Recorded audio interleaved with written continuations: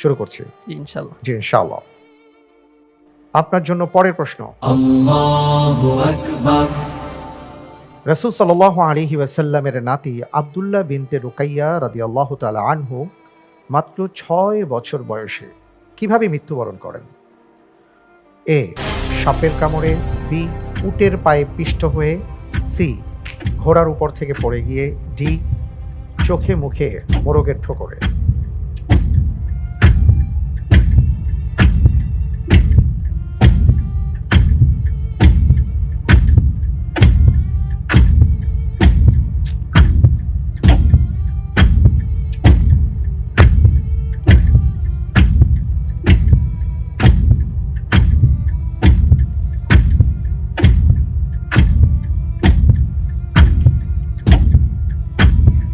Fifty fifty chance.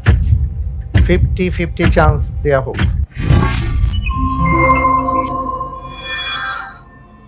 Option A সাপের কামড়ে, option D চোখে মুখে মোরগের ঠোকরে।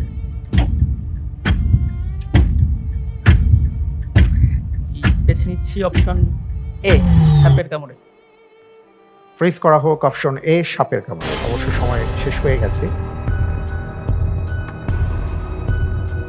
আপনি জানেন যে ওসমান ইবনে আফফান রাদিয়াল্লাহু তাআলা আনহুর একটি উপনাম আছে আবু আব্দুল্লাহ, এবং এই কারণেই বলা হয় কারণ তার প্রথম সন্তানের নাম ছিল আব্দুল্লাহ বিনতে রুকাইয়া, যিনি ৬ বছর বয়সে মৃত্যুবরণ করেন।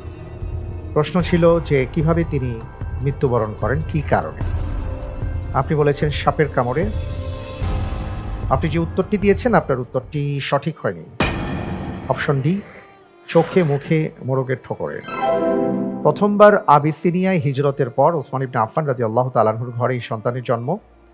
তার যখন বয়স ৬ তখন একটি মোরগ তার চোখে এবং মুখে ঠোকর দিলে তিনি আহত হন। পরবর্তীতে তার চেহারাটা ফুলে যায় এবং একটা পর্যায়ে তিনি মারা যান। কোনো সমস্যা নেই। আমরা আসলে অনেক কিছুই জানি, অনেক কিছুই জানি না। আপনার মাধ্যমে আমরা জানলাম। আলহামদুলিল্লাহ।